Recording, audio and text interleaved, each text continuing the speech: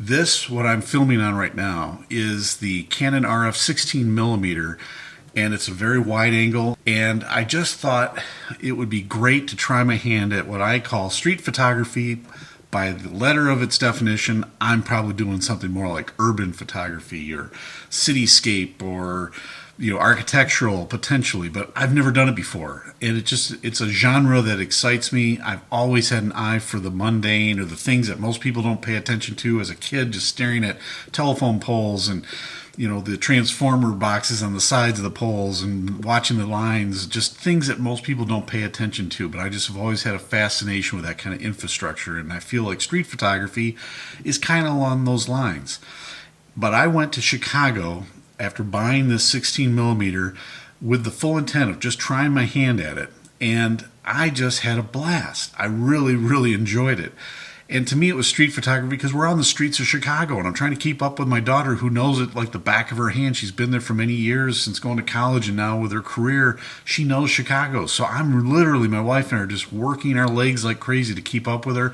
I'm literally shooting from the hip, left, right, up, down, you name it. And it is funny how you start to realize with so many people around you that you are presented with the fact that I may be intruding in their privacy, but I get what they're talking about. I'm trying to be respectful, and I really just try to do a little bit of that here and there, but mostly it was with the buildings and maybe people. And this 16mm was an absolute gem because those buildings are so huge in Chicago.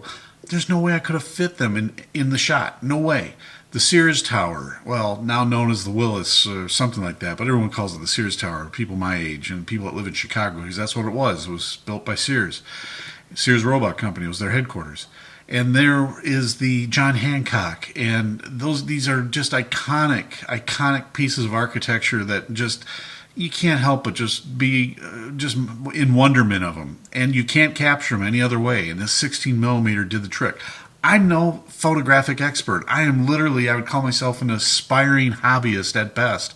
And I don't know any of the settings. I'm even probably doing this wrong at the moment. But I'm telling you, I love this lens. Everyone said you need a 50mm or a 35mm. And they said 16mm, you're just too far, you're too far away. It's just good for setting the tone of a story to begin, but you need the others.